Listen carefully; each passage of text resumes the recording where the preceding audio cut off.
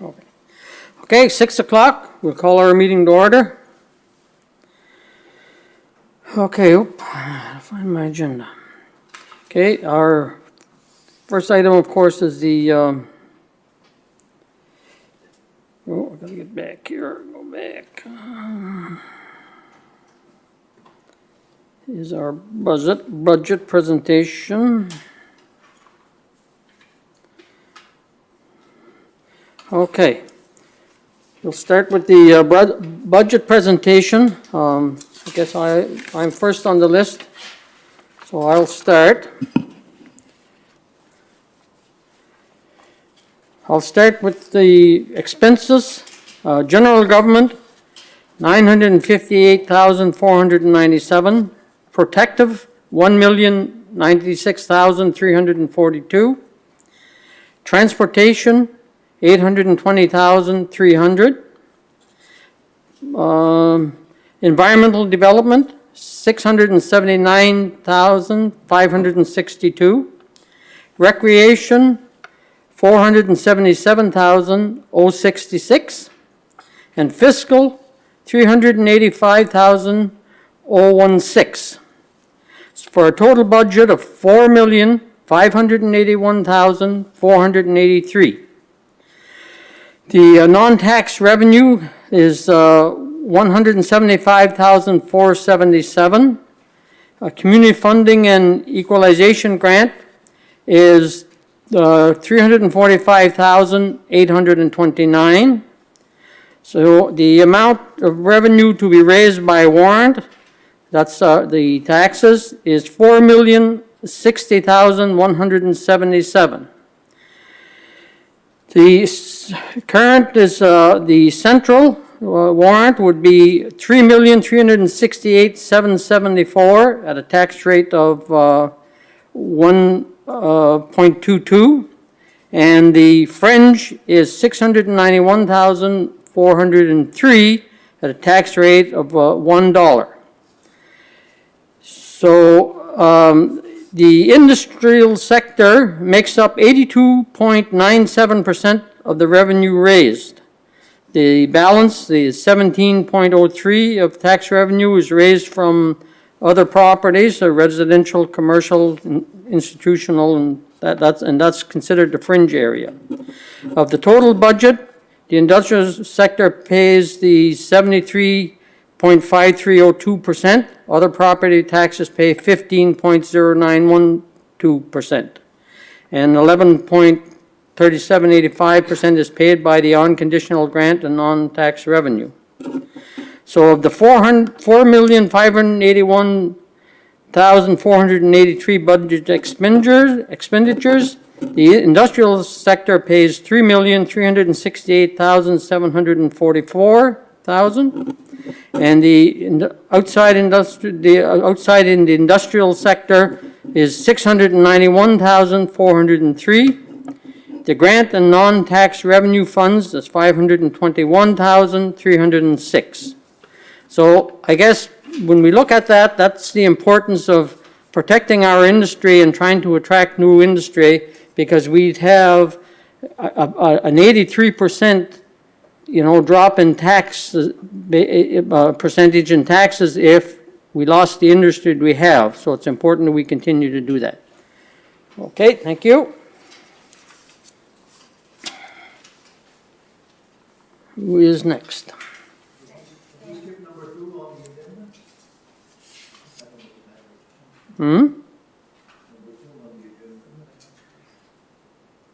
Oh, I did.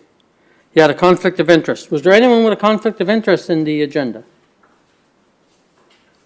Hearing none, we'll continue. Okay, and next is Lillian?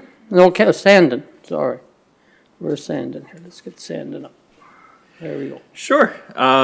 We're looking at page 2 here. Non-tax revenue, services to other government. You can go line by line here. For fire service delivery to the LSDs, we're paid $22,380 by the government. We do get some money back for the traffic services, lane marking, $14,000.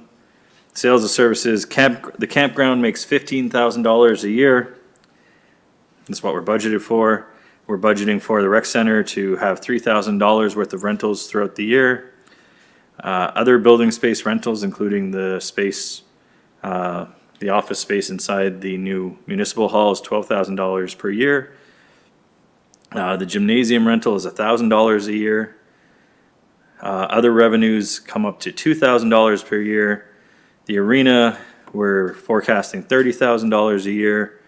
Festival revenue is $4,000. So still highly subsidized. Salmon Interpretive Center, we are budgeting for the Salmon Interpretive Center to make $500 this year. Health and wellness fees, so that's the money charged outside of fitness, yoga, and Zumba classes, $1,500. And money from building permits issued by the RSC is $3,000. Other revenues from our own sources, MB Power monitor rentals, $500. Interest from our general bank account by just keeping high balances in the bank, $7,000. And student grant federal, $1,500, so that's seed funding. Canada Day grants federal is $1,000, and student grants provincial is $1,500. Other transfers, surplus from the second previous year is $55,596. And I've got to apologize, I do not know what PILT stands for. Property in lieu of taxes. Property in lieu of taxes, we're getting $1. To bring us up for our other revenue to $175,477.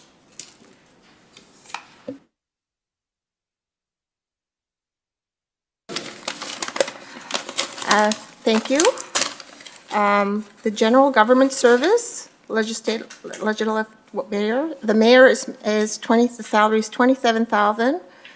The counselors are $76,500. The development seminars is $10,000. The administrative personal cost of employment is $408,500. The office buildings at 2471 Main Street is $150,000. That's everything, maintenance and so on. So the lawyer is $20,000. Other admin services is $50,000. The financial management, which is the financial audit services, is $19,000. The common services is the civic relations is $15,000. Training and development for the staff is $7,000. RSC administration services is $5,691. The cost of assessment is $66,806. Other government services. Conventions and delegations, $3,000. Publication liability insurance is $50,000. Grants and organizations is $50,000. Sports is $4,000. Cultural and others at $8,500. Education is $17,500, and snowmobile club is $20,000. This is for a total of $958,497. The cost shared by percentage, it's central, which is industry, is $704,785 for a percentage of 73.53%. The fringe, which is other, is $144,649, which is 15.0912%. And non-tax revenue and grants is $109,063, which is 11.3785%.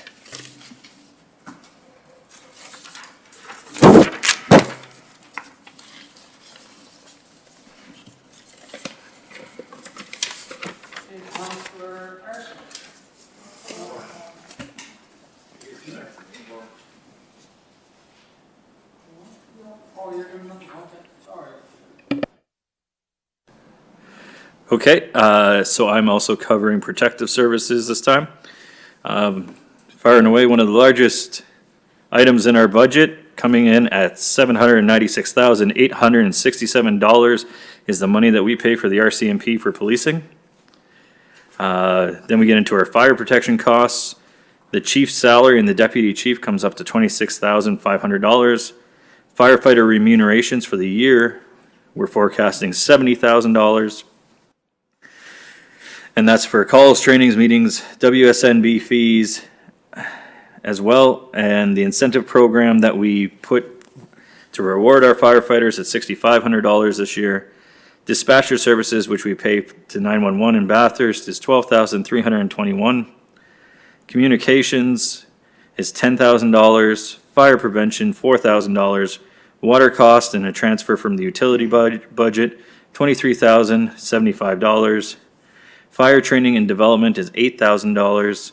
Building and equipment vehicles, so that's the cost of maintaining all of those, $80,000 per year.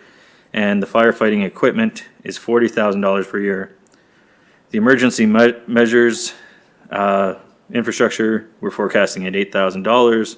RSC EMO regional fees, $2,079, and other protection being the animal control services that we get from the Restigouche SPCA, $9,000 per year.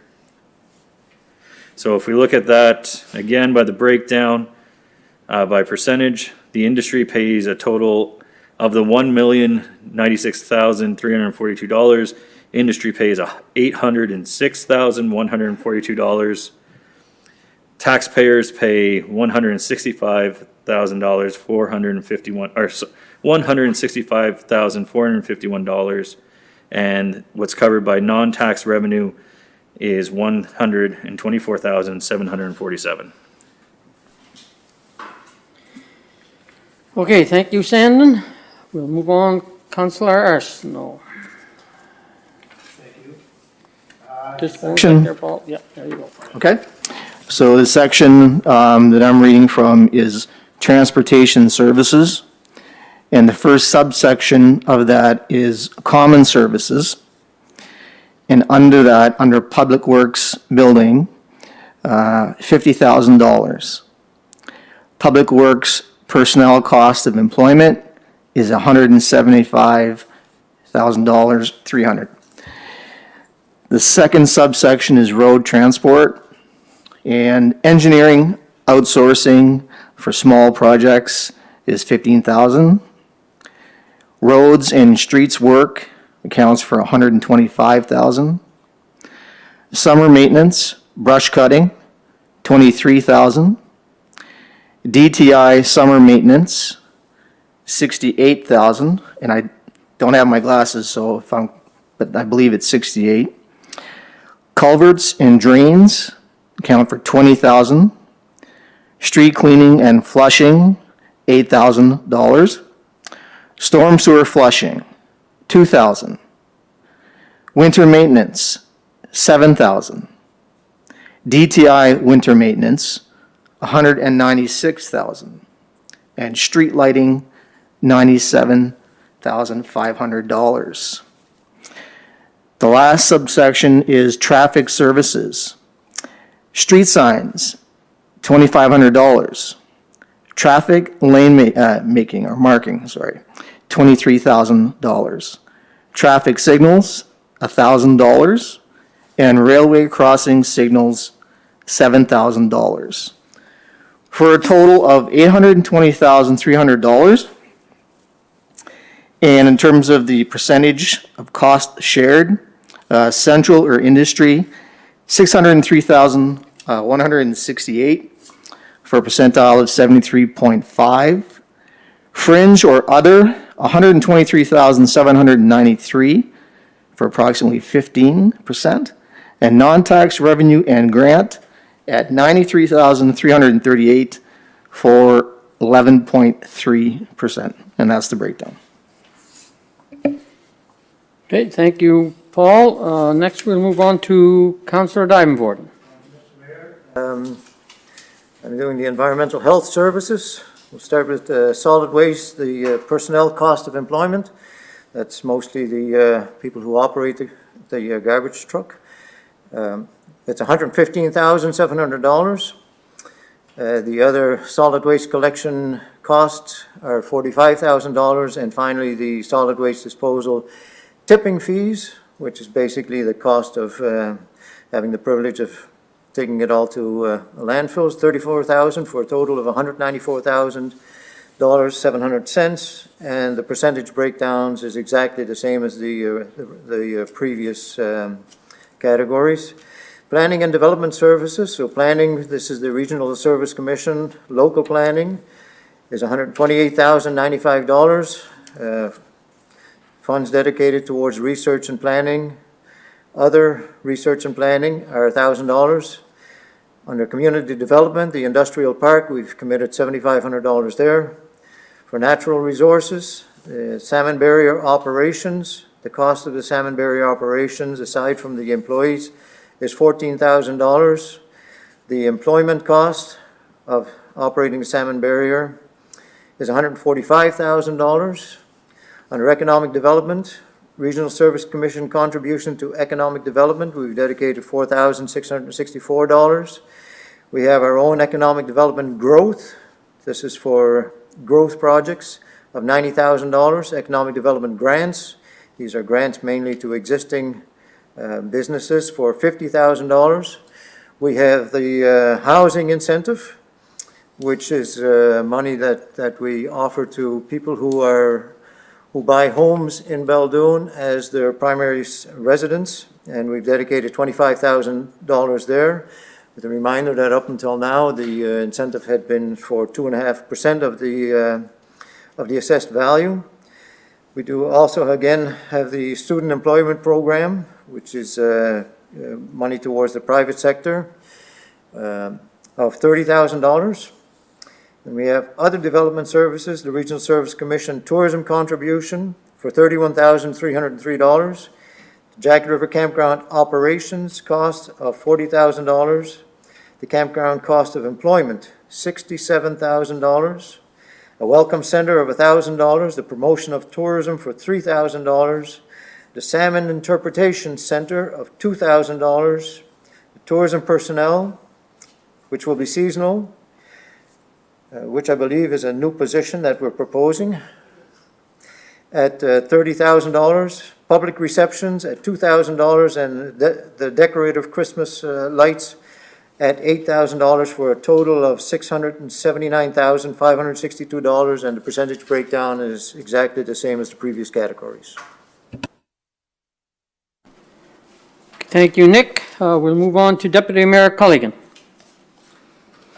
Okay, I'm presenting the Recreation and Cultural Services. Under Recreation, we have our Recreation and Wellness personnel cost of employment, which is $65,500.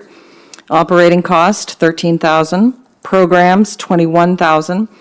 Community Center and Hall, the rec center, is $85,500. The wharfs are $5,000. The arena personnel cost of employment is $40,000. The arena operations and upgrades is $105,000. Fairs and festivals, $40,000. Community events, $8,000. Parks and playground personnel, so that's the students, $20,000. Parks and playground upkeep and maintenance, $30,000. Under cultural, we have our library personnel and operations, which is $12,200. And under other recreational and cultural, we have our RDC contribution to recreation, which is $1,866, for a total of $447,066. And again, the breakdown by percentage is central 74%, fringe 15%, and non-tax revenue and grant 11%. Okay, thank you, Tracy. And very last, we'll do the debt charges. The debt charges, interest short-term, $4,000. Interest long-term debt is $59,000. Principal long-term debt, $244,000. Cost of issuing debenture, $15,000. Banking services, $1,000. And then transfer to our reserve, the capital reserve, $62,016. For a total of $385,016. And the percentages are the same as everything else with the central fringe and non-tax. Okay, that takes care of the budget.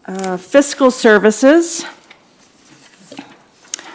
which is water system debt charges. We don't have anything. Under total water system fiscal services, there are transferred own funds and reserves, nothing but deficits from previous years.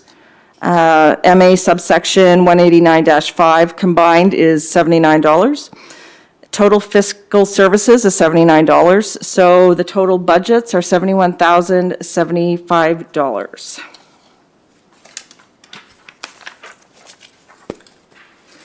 Okay, thank you, Tracy. That's it for the general utility budget.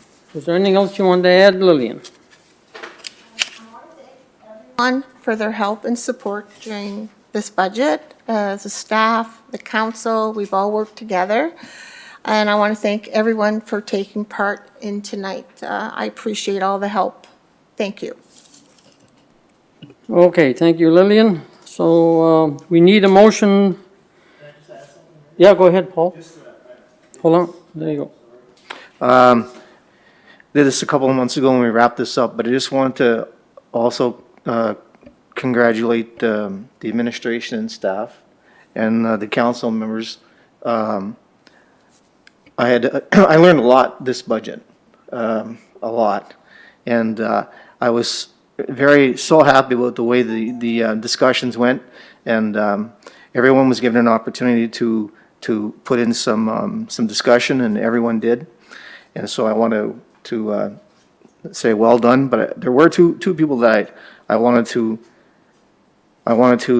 thank personally, and that was Councillor Carmichael for having done a really good job.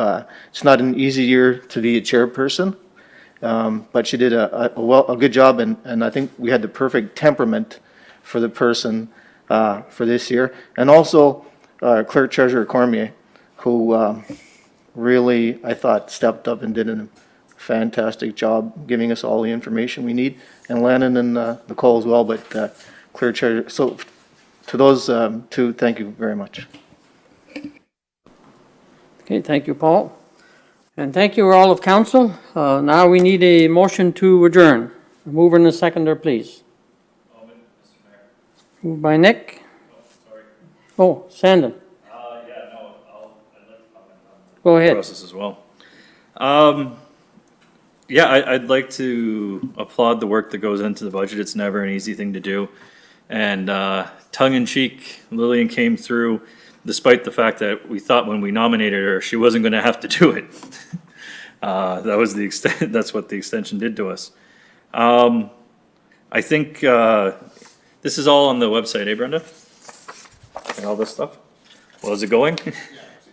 So if you get a chance, belldune.com, take a look at the materials that the staff has put together on the breakdown of where the money's coming from, what is actually paying for your garbage to get picked up, for lights in the park, for road maintenance and everything like that. I think nothing could be more important for people right now than to understand where the money is coming from. Because we had a big hit last year from the smelter. Decommissioning is coming up, so that hit's only gonna get bigger because they're investing in the property and they won't have to pay back. And who knows what else, but I mean, I grieved a little bit during the process, not because I thought anybody did a bad job. I think everybody around did a good job. But this is a solid budget that's ready for some big steps. So I'm really hoping that whomever is thinking about putting their name forward this year, comb through this. If you do nothing else before you run and go door to door, comb through this budget, figure out where your money's going, figure out what we're spending it on. Like, we made more in interest off money in our checking account than most of our tourism activities last year. Like, that's kind of those considerations that you have to take into account. So anyway, I just encourage anybody who's thinking about putting their name on the ballot, read through what was a really well put together budget documentation this year. And big applause to Brenda for putting that together. Thanks. Okay, thank you, Sandon. Anyone else? If not, okay, we need a motion to adjourn. Moved by Tracy. Second by Nick. On the question, all those in favor signify by saying aye. Aye. Against nay, the motion carried. Okay, so what we will do is, we'll just move into our regular council meeting. Get it up here. So we'll call the regular council meeting to order at 6:31 PM. And welcome everyone to this, and people out there as well. We'll start out with a moment of reflection for the deaths in the past month. We had Claude Moriarty and Eileen Burton of Beldoon and George O'Brien of Lorne. I ask that we have a moment of silence.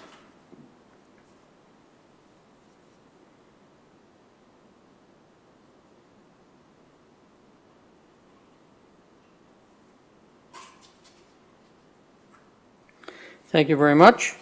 Okay, we'll move on to the agenda. Are there any additions or deletions to the agenda? Landon.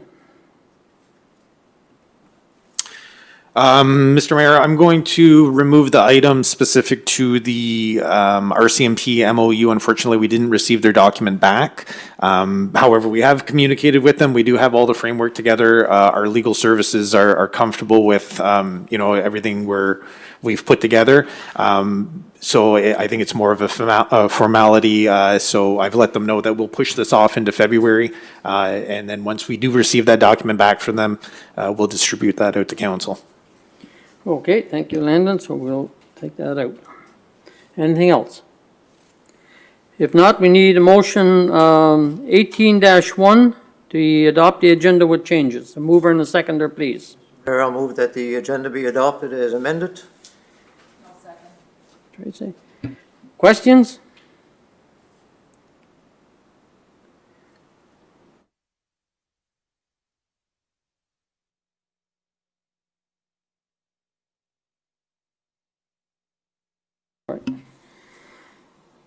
All those in favor signify by saying aye. Aye.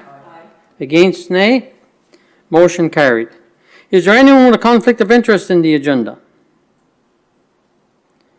All right, if not, we'll move on to the adoption of the minutes. So we need motion 18-2 for the minutes of December 7th and December 21st. A mover and a seconder, please. I'll move that the minutes of the special meeting and committee of whole meeting of December 7th, 2020, and the regular meeting of December 21st, 2020 be adopted as presented. I'll second it. Questions? On the motion, all those in favor signify by saying aye. Against, nay.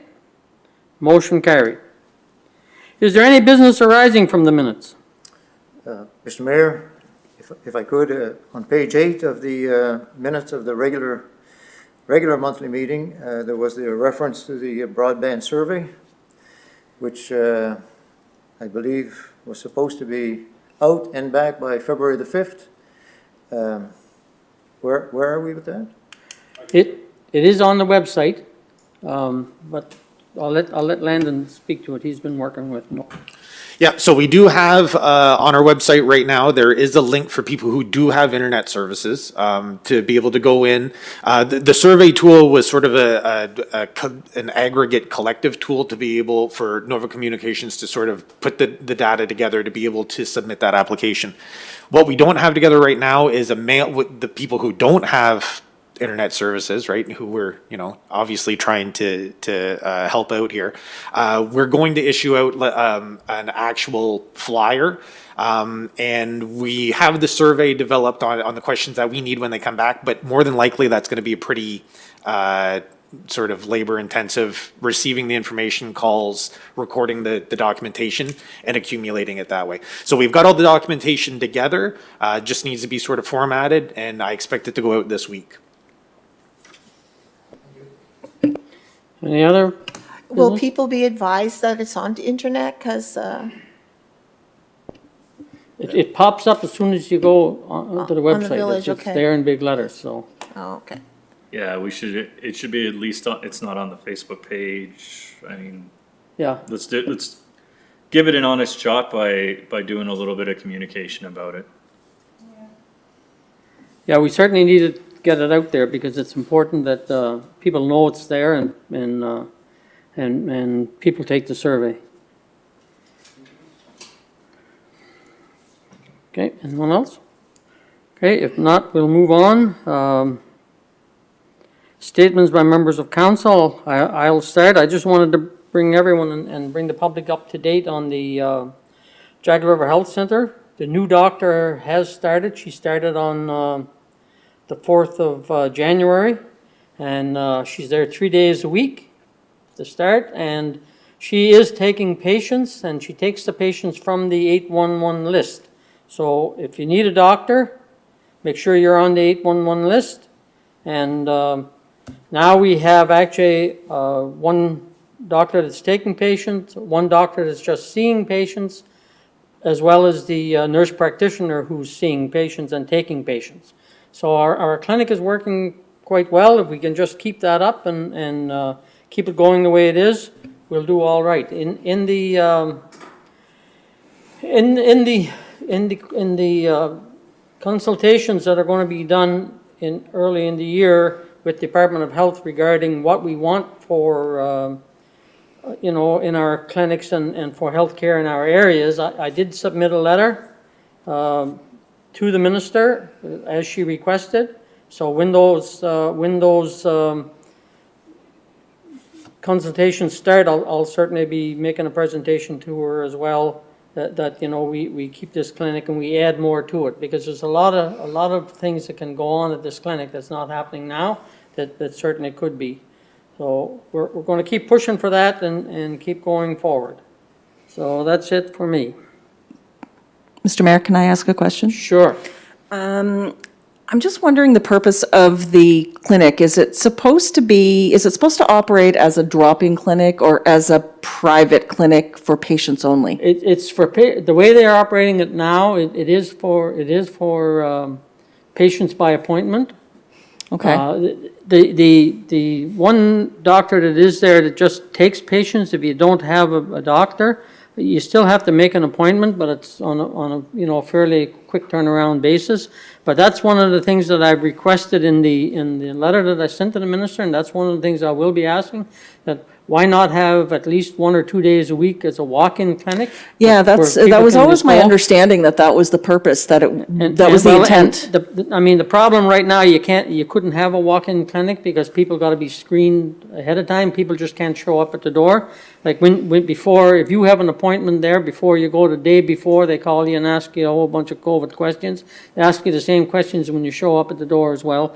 So it would be a little difficult to have a walk-in clinic now. I know they're having some difficulties with some of the other walk-in clinics that they did have, but in the future, once this is over with, and I think it's a prime place for a walk-in clinic because of the population around. Yeah, and, I agree. And the people coming and going, and even people that work here. Something happens at work, they're not feeling well, they think they should see a doctor. They could, if that was a walk-in clinic, go to the clinic, and I do believe it was kind of a walk-in clinic before, or the turnaround time was pretty short. But that is one of the things I'm certainly working on, to have it as a walk-in clinic. Okay, great, thanks. I also have a question. I registered my brother the other day, or a couple of weeks ago. I'm just wondering, it's not a guarantee that they're going to get in at the clinic, right?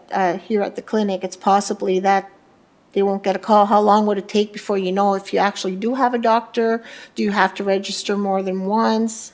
No, I think you only have to register once, but you should be in touch with 811 to find out that information. As far Okay, as I'm concerned, once you're registered, until you get a doctor, your name stays on the list.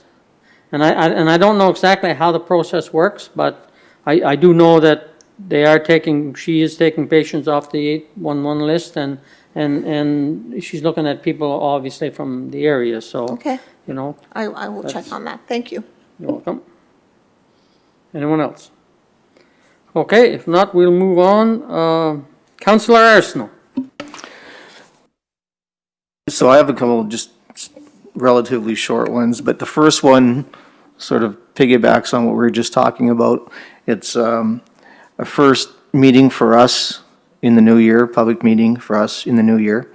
And so I thought, wanted to take an opportunity to wish everyone who's listening and everyone in the community a happy new year and a safe new year. But I also especially wanted to direct just, positive thoughts out there for our seniors and for those who are most vulnerable. And,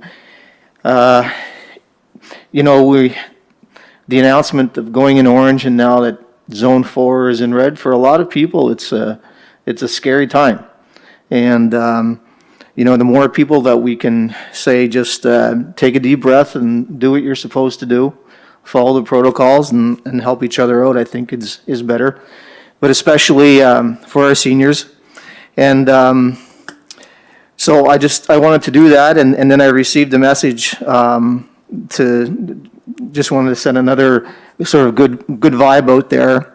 There's a lady in our community, Florence DePlacy, who's going to have a birthday next week, and her daughter asked me if I would wish her a public happy birthday since she can't make that herself. And we forget, just that sort of that sort of inability to reach out to people who were our family members. That's a scary thing for a lot of people, and it's a new reality, and it's unfortunate, but we just have to keep plugging away and hoping that at some point our vaccine rollouts get quicker, and at some point down the road we can sort of get back to some sort of normalcy, whatever that is. But anyway, just wanted to wish everyone in the community Happy New Year, and be safe and stay well. Okay, thank you, Paul. We move on. Councillor Dybenvorden. I've got one more, actually. Yeah. The second one was just sort of a recognition of a cousin of mine, Charles Furla, who's a relative and a friend of mine, and who was part of an announcement last week by the government, by Premier Higgs and the cabinet, when he was appointed the chairman of the board of directors of NB Power. And I just wanted to congratulate him on a personal level, but I also think when I first heard, there are two things that came to mind for me. The first of all is it's nice to we have so many people who have a lot of talent in this community, but there's this feeling sometimes that because we're from the north, intrinsically we can't go beyond that, we can't be a success, or we can't, and we have a lot of people in this community who have shown us that you can, that sort of hindrance is just in our mind, it's imaginary. And I think this is another example, another role model for us, someone who's from here who's done very well. And secondly, it's nice to have someone in that position with that sort of, input in the decision-making of that utility from here. Born here and raised here. I talk with him often. He always asks about the community.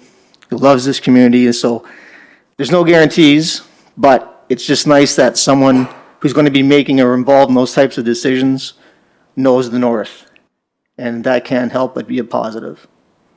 So just wanted to mention that as well. Okay, thank you, Paul. Okay, Councillor Dybenvorden. Thank you, Mr. Mayor, and I concur with Councillor Arsenault that it's quite an achievement for Charles.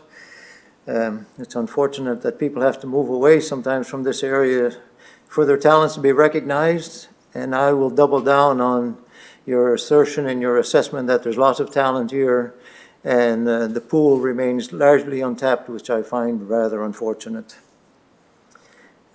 So I've got a couple of items, and the first one is the update on the firefighter recognition thing that we're doing. I had planned on meeting with a few people this past Monday, but one of the key people had been out of province for the Christmas holidays and was in quarantine.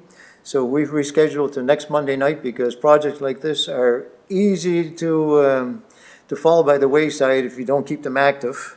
And the Christmas season is sometimes all the ammunition you need to make them inactive. So I had to kickstart the guns again to make sure that we get this done.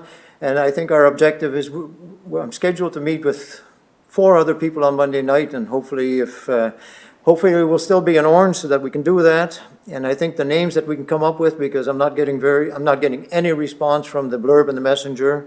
I'm getting a few names here and there from other people, so I'm meeting with a few fire chiefs, former fire chiefs, on Monday night, and I think that the list that we come up with then is probably the list that we're going to go with, and because of the design of the plaque, we can always add people. And then the challenge will be to try to determine where they 10 years, 15 years, 20 years. It still will be quite a project, but we can only put out the invitation, and I don't think I'm going to dig through the archives and walk through the graveyard to see who all former firefighters were.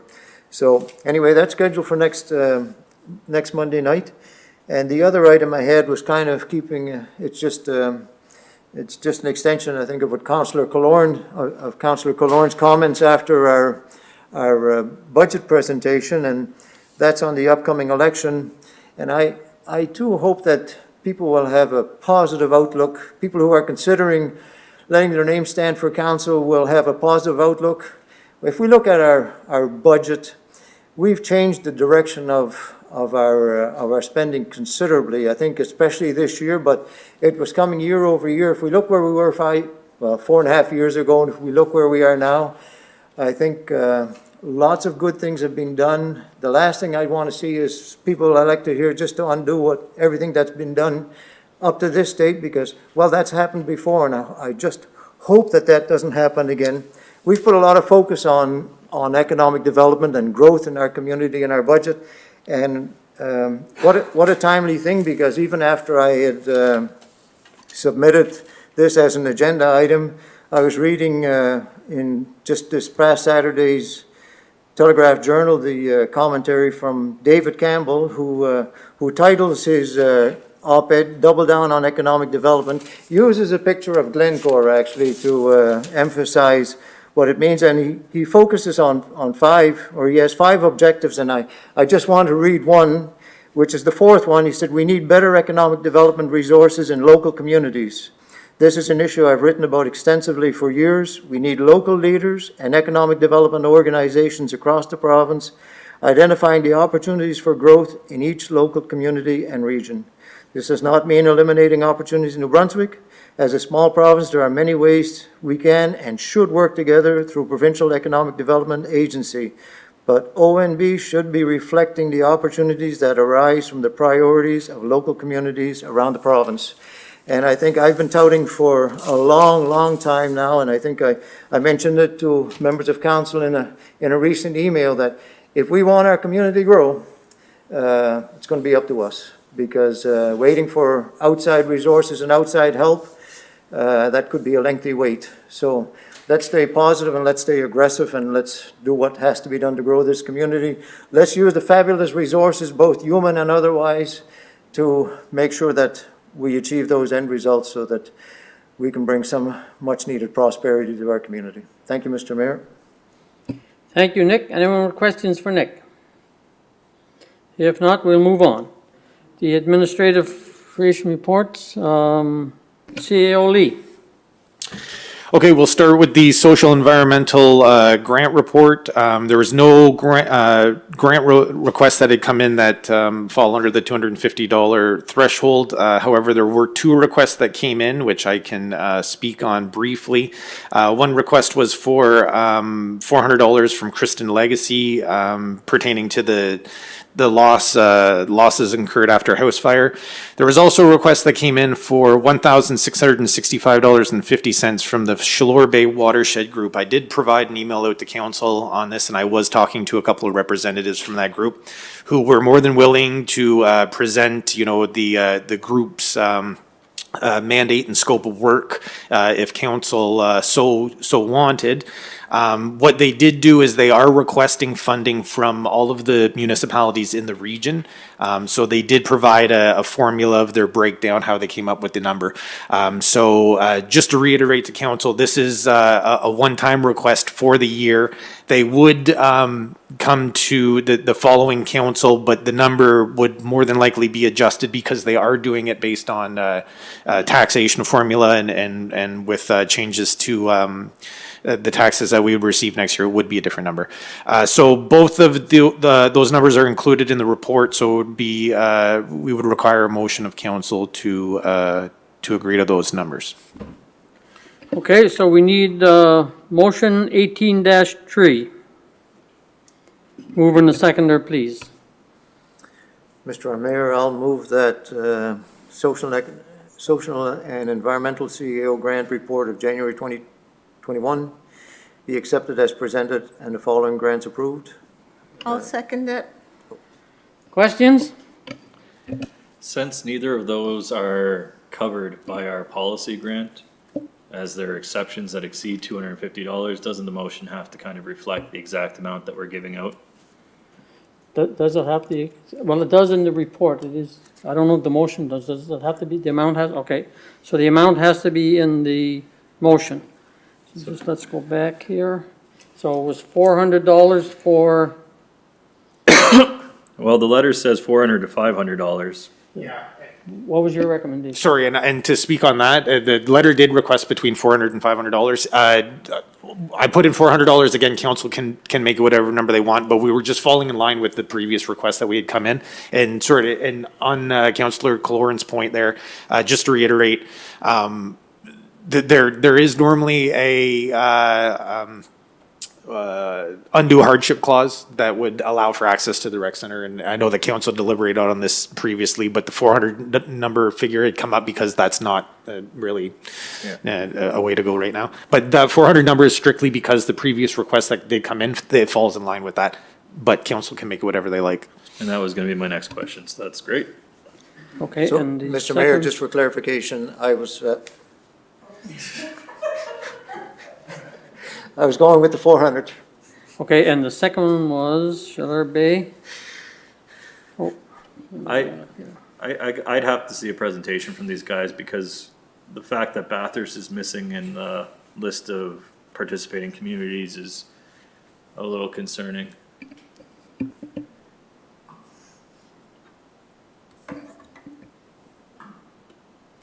Okay, so what maybe we'll do, we'll handle these as two separate motions. Yeah. Rather than one. Okay, so Nick, if you want to do that one over again, the first one would be for Sure, for Kristen Legacy. yeah, $400 for Kristen Legacy. I'll second it. Okay, questions? On the motion, all those in favor signify by saying aye. Aye. Against, nay. Motion carried. Okay, so the second one was Well, the second one, should we table that until after a presentation? okay, Because if we do that, then can I do can reach that. out, they're prepared to do it, they're ready to go, so, yeah. okay. So we'll need a motion to table that. I'll table that for the next meeting. Okay. For when they're able to present. Yeah. Yeah. It'll probably be virtual if it's in the near future. Yep. Okay, okay, so that's moved by Tracy, seconder I'll second it. by Lillian.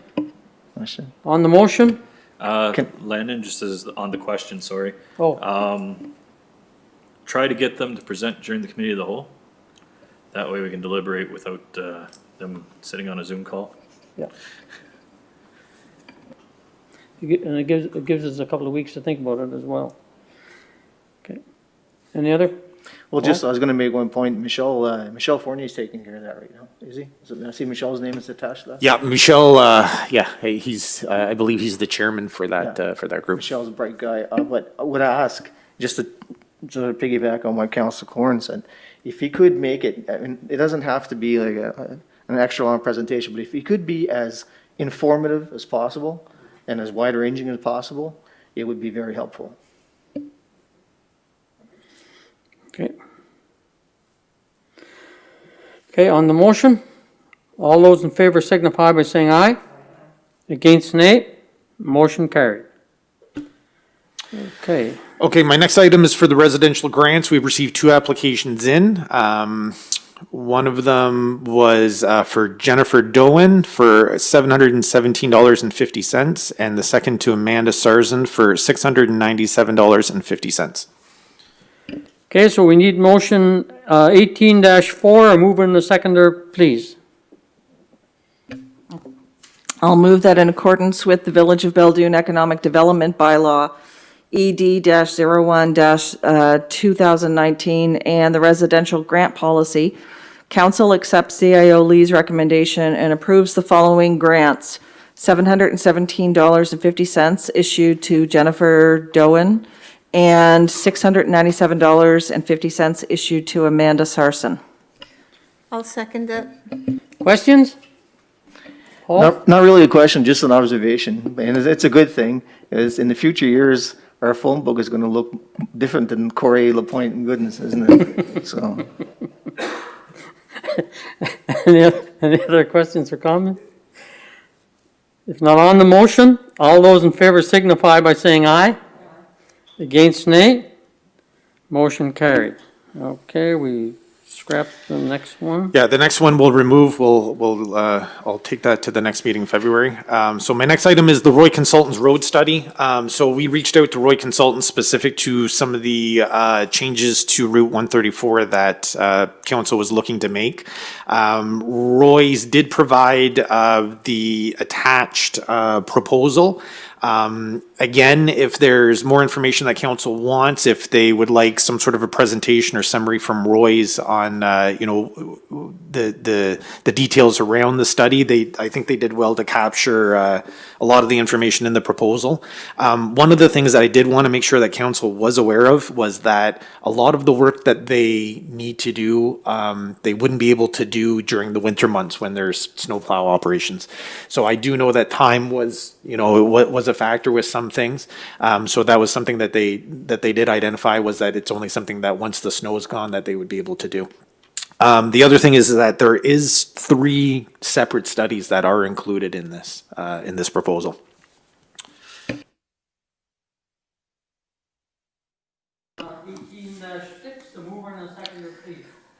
I move that Belledune Council accept the proposal from Roy Consultants dated January 14, 2021, for engineering services for traffic studies, speed limit reduction in school zone crosswalk and passing lane stripping removal, and council agrees to retain the service as per the proposal for the amount of $9,400 plus HST.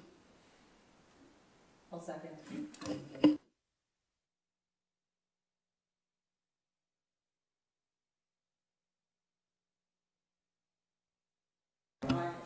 Against, nay. Motion carried. Okay, my last item is a proposal that we've received in from the Northern Moose AAA Hockey Club.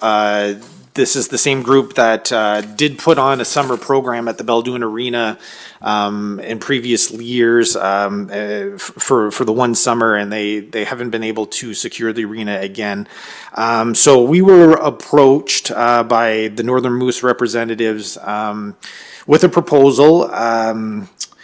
There's a lot of information in it. There's a lot of information that we've kind of gone back and forth with the Northern Moose. So I'm hoping that council's sort of ask some questions. I'm hoping that I can provide the information as best I can.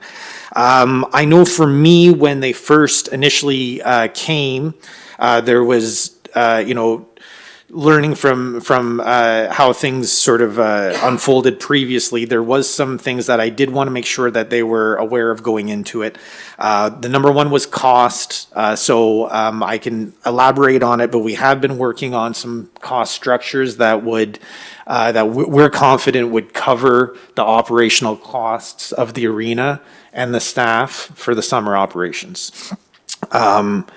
The other thing was staff, whether or not they were available. So we've not, moved forward with this. Obviously, depending on how council views this, we weren't going to go too far along until we knew exactly what was happening. But the staff are willing and able to work if this was something that council did decide to move on.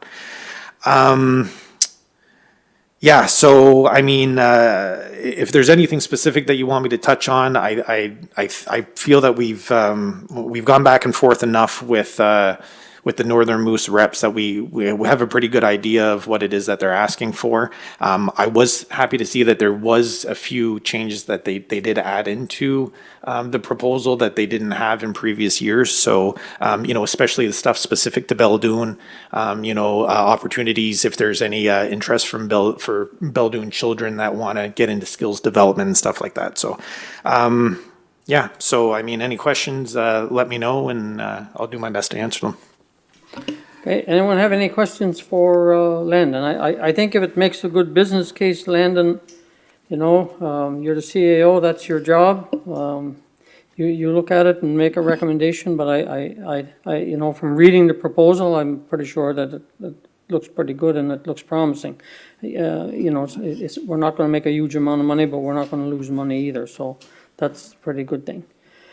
Anyone else? Paul? No? I will Yep. if you want me to. No, I like where this is going. I like where the proposal, I like the process is important in everything, right? It's so important. And so I like the way the process, I like all the reaching out that's taking place. I like all the conversation that's taking place.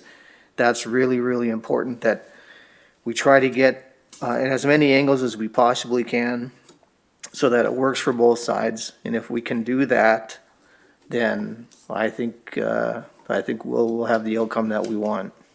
So I'll leave it at that. Thank you, Paul. Anyone else? So are we foregoing a presentation from them, or? No, so they are willing to present. They were willing to do it in person. If they were capable, they're willing to provide a virtual presentation.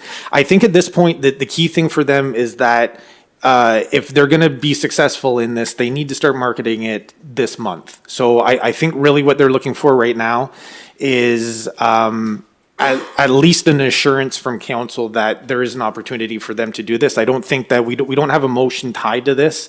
I would certainly like a motion of council. We've established the dates that we're going to close the arena. We've established the dates that we're going to open the arena. Anything in between, I would like a motion of council to do that. I mean, if council's comfortable doing that right now, I do think that there is some details that need to be hashed out. But they were more than willing to present. They can do that virtually. They can do that in person. Something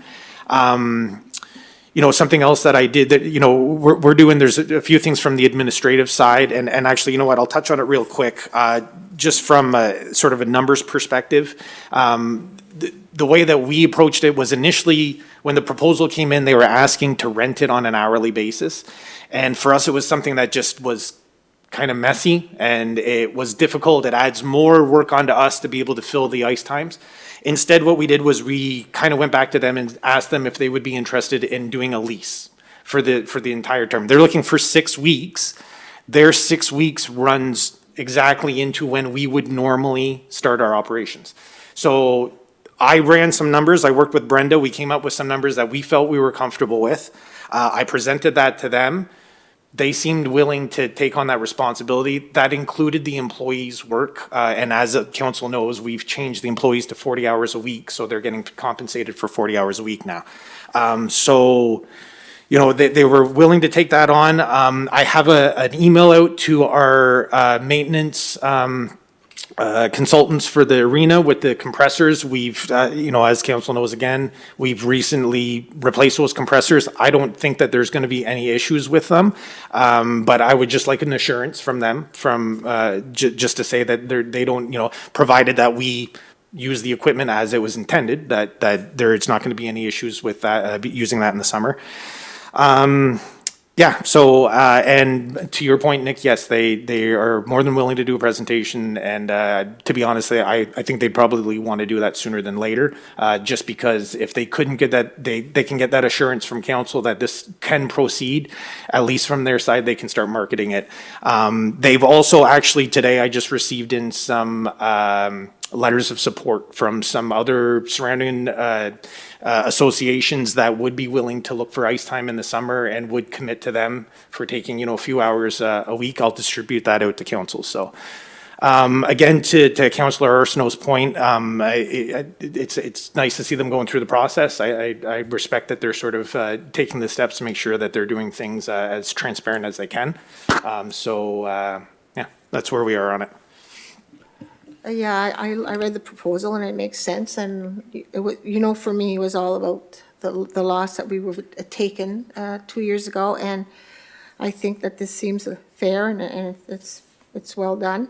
They're asking for the canteen or the cafe. Do you think that either one of those, there's a possibility into it with the COVID? We don't know where COVID's going to be in August. Let's hope it's walking out the door, but. Yeah, so that was something that they were just, I think from their economic sort of impact point of view, their selling point was, if the cafe was operational, then we could, be able to showcase that. If the canteen was there, it was added hours. On the cafe, ironically, we had that RFP all together, and we were going to look for direction on council right before we went to Orange. Again, if we want to reissue that, it's ready to go. We can go right now, but I know that timing wise, it's just I know it's really difficult to navigate. That's another good point. Actually, in the proposal, they do specify that, depending on the situation, they might need something in the agreement, because if we are in the orange phase when this happens, it's not something that they're going to be pretty restricted. So, so that all that stuff, I think that we would be able to wrap up, because my anticipation here is that if council does want to proceed with this, we can get them in for a presentation, we can get a commitment from council, at which point we can form some sort of a lease agreement, and then we'll be able to capture all the clauses and conditions that council is going to be looking for in that.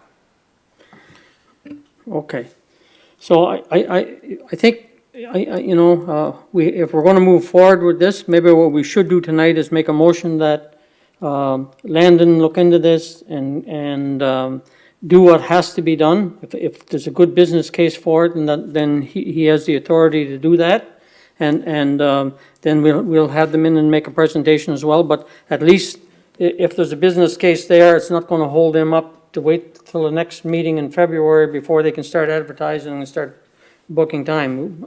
I know we're putting a bit on Landon's shoulders, but I think Landon can handle that. So maybe a mover and a seconder to Can I just add Mr. one? Mayor, put that on one sec- Landon's. 1 second. I didn't recuse myself tonight because I didn't think there was a motion on it.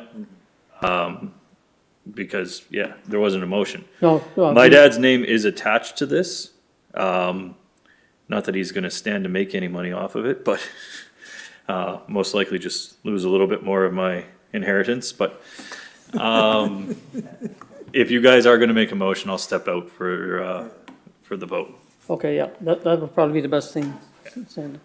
Can I add one thing, Mayor Noel? Yeah, go And it's ahead. just, it's not a big deal, but, so if we're gonna do that and we're gonna try to expedite it, and I think we should expedite, personally, I would like to have, whatever the final thing is that we're gonna vote on, whatever the final doc, I would like to have that at least a week before if I could. So if the second meeting in February is what we're going to vote on, say, if that's the time, if I could get that a week beforehand, I don't know about the rest of the council, I don't, but personally for me, I would like to know, really study that one beforehand. Not that it's gonna I like the way it's going, but I just wanna have that so I can read it at least a week before, if I could, and if Yep. that's too much to ask, then But fine. that's not too much to ask.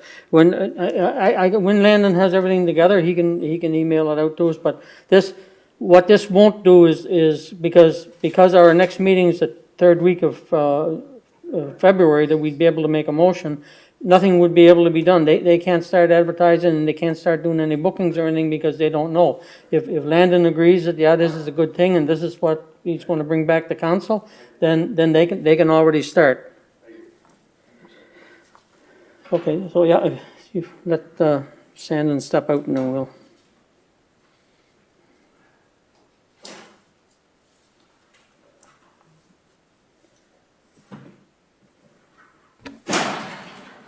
Okay, So, Mr. Mayor, I'll make a motion that achieves the objectives that were just outlined in all of the discussions that we had. So it looks pretty broad and pretty generic, but just to make sure that the process moves forward, call it what you like. okay. Nick? So I think that the wording should be that Landon make the decision on this and make a recommendation back to council. If there's a business case, we move forward with the project. Yeah, so it's just a motion that says, Landon, take us to the next step. Landon makes the decision and keeps council informed as what he's doing. No pressure, though. No pressure, Landon.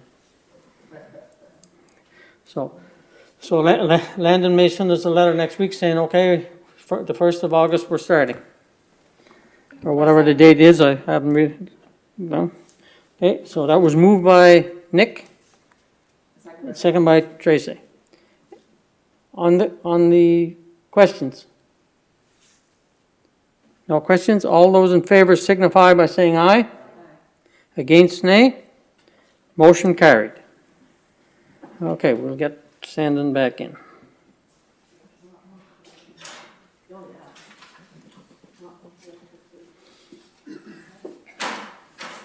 Okay, that's it for me. Okay, we'll move on to Clerk Treasurer Cormier.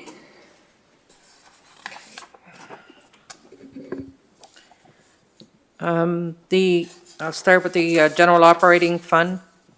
December the 1st to the 31st, 2020. Balance carried forward from November was $1,687,965.37. There was deposits of $510, direct payments of $1,150, direct payment from the province of New Brunswick, $412,434, direct payment gas tax fund for the 2019-2023, $310,621. The MB Municipal Finance Corporation, it's a payment of a check that they deposited, which was 2021 check. They deposited in 2020. It had to be refunded. $68,680. We had Arena cash deposits of $5,019. Arena e-transfer payments of $888 and interest revenue of $890.47 for total deposits of $800,192.47. We had checks that were issued from December the 1st to the 31st of $569,843.52. We had payroll, the first payroll of 2021 came out at the end of December. It was $8,392.33. Accounts payable, direct payment of $5,612.33. E-transfer payments of $65.55. Direct payment, Service New Brunswick, $10. Direct payment, Work Health and Safety, $1,682.18. Bank charges of $69.69. Interest, interim financing, $100.41. MasterCard payments of $1,308.77.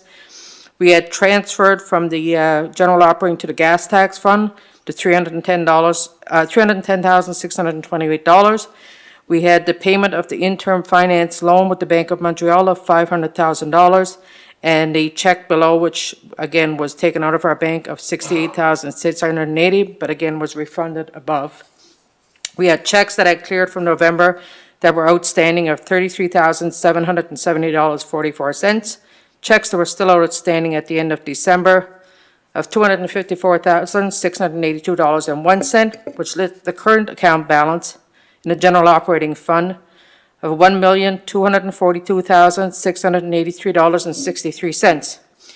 We had the capital reserve account balance of $1,938,497.92, and the gas tax fund of $544,807.11.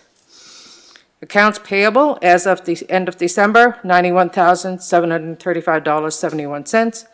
And accounts receivable, the 2019, $115, which will be written off at the end of this year, and the 2020 accounts receivable of $22,835.47.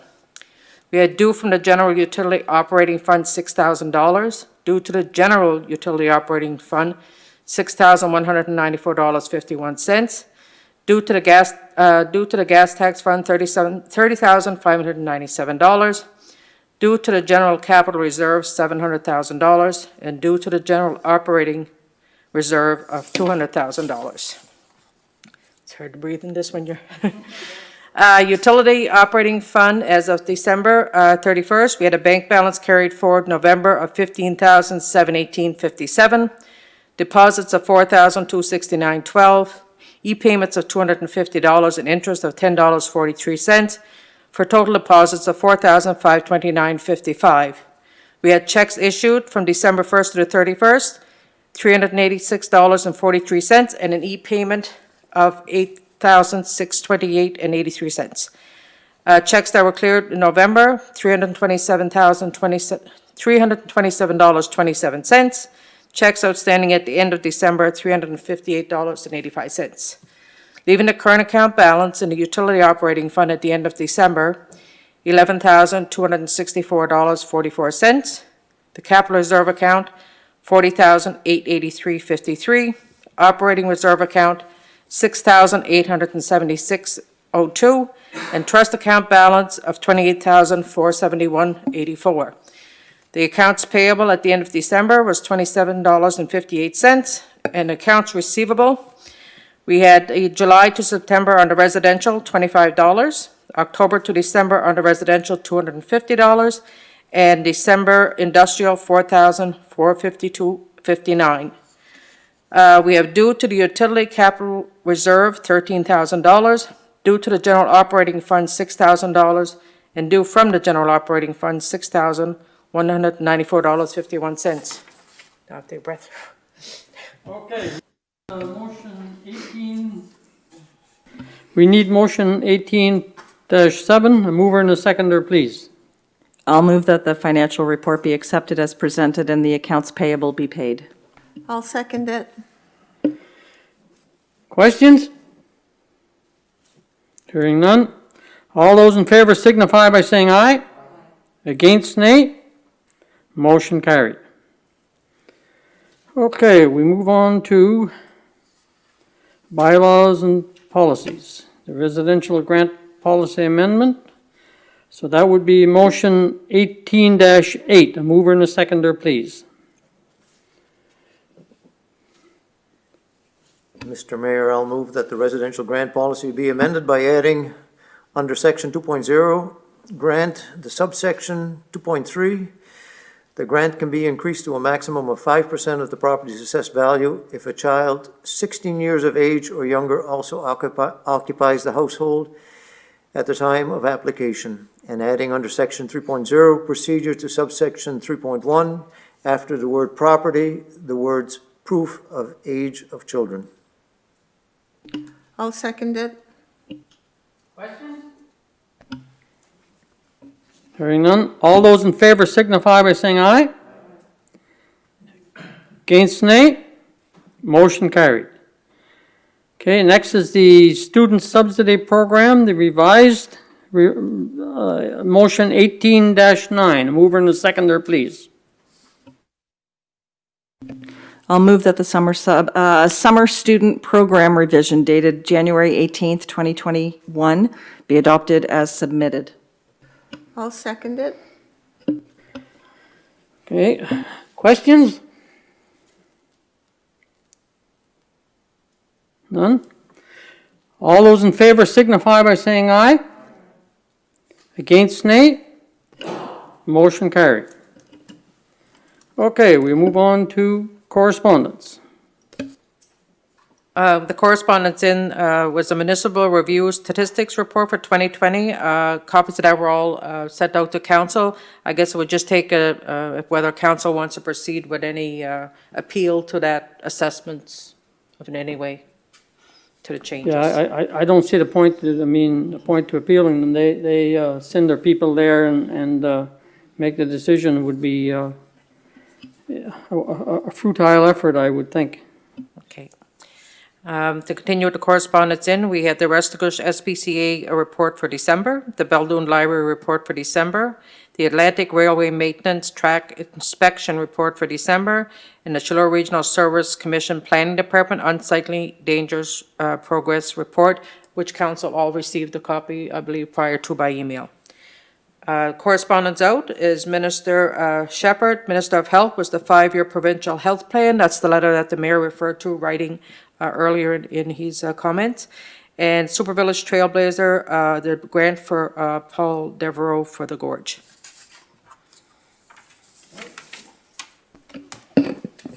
Mr. Mayor, I just have a comment on something. Go ahead, Paul. I read, or I heard, a couple weeks ago, the village of Petit Rocher made a hefty investment in their library. And I had heard or I'd read somewhere where it was one of the few libraries where the foot traffic, like the use of the building, the use of the library is growing. And it'd be nice, it's nice that we have a public library, and it would be great if we could, get the traffic up and so on. I think it's, there are some who say, why do you need a public library in 2021? I don't look at it that way at all. I think it's great that we have a public library, and I think that's one of the things we should always fight to keep. And if we can find some way, as they have in Petit Rocher, whatever they're doing down there, they've found some success, maybe we can find out what it is or perhaps what they're doing, because I think it's great that we have one. And so I just wanted to add that since I had heard that. Yeah, go ahead. Good timing on this, but just so council's aware, we were having a conversation with the librarian today. So because of, foot traffic and obviously, everything that is going on with COVID right now, but she's actually spun over some really great incentives that she's looking to start rolling out, virtual stuff, online stuff, things to engage some of the kids in the community. So I think in the coming weeks, we'll probably see a couple of new programs coming out from the library there. Just comment on the Peterush one. The Modesto building just underwent just this massive, I think it was like a $2 million upgrade. So part of the increased foot traffic there is that it's a brand new building. It's the inside in that library is actually, it's gorgeous.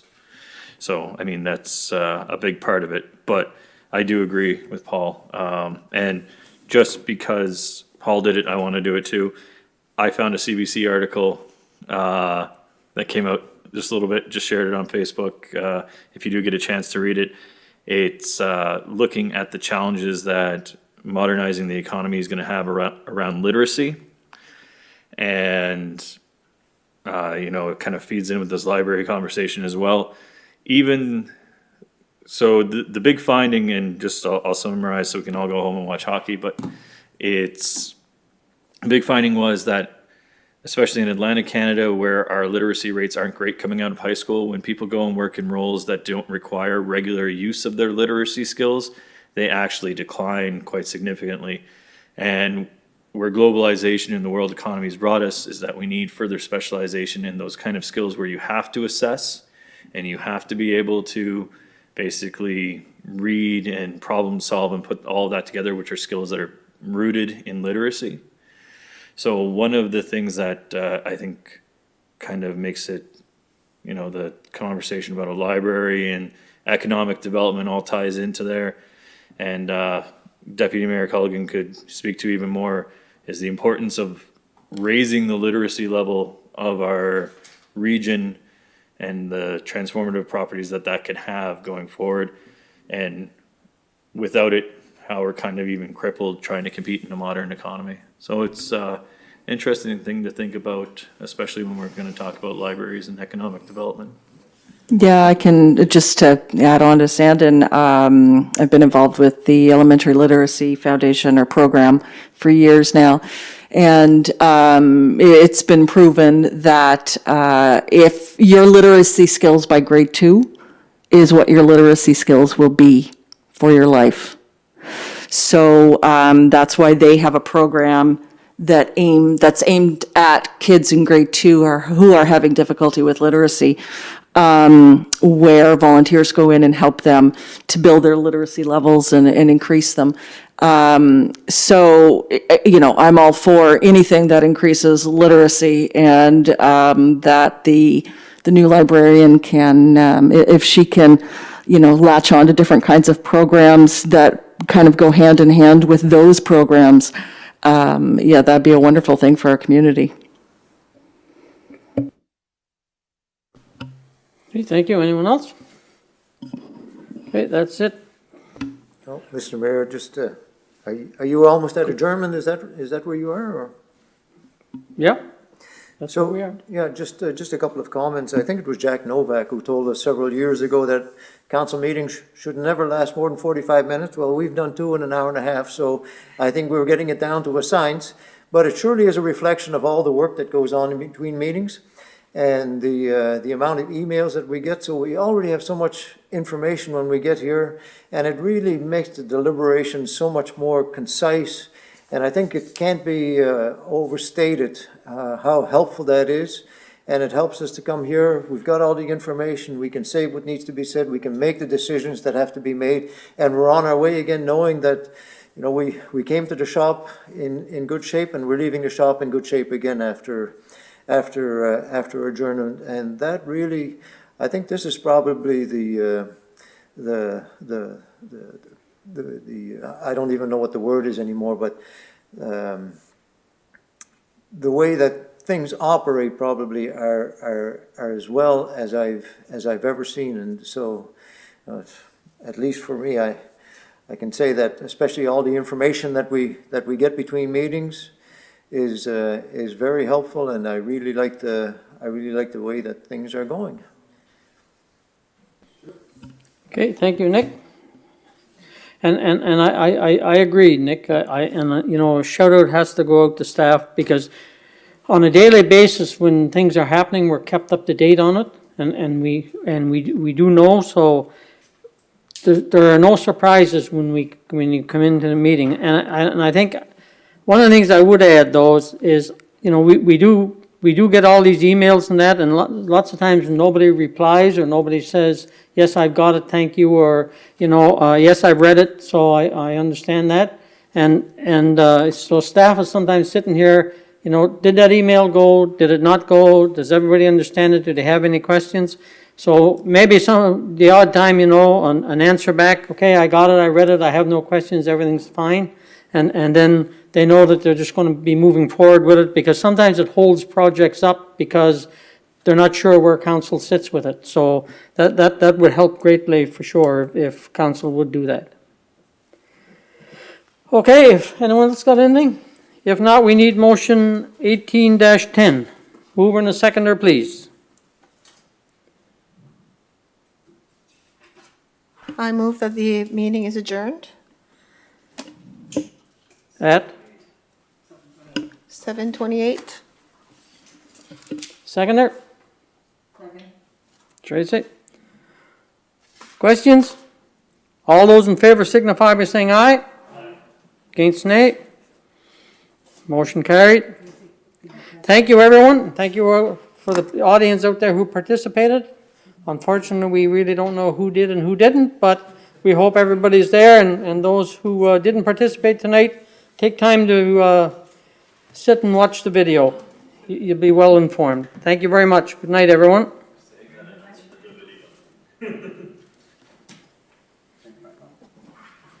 Yep, we're off.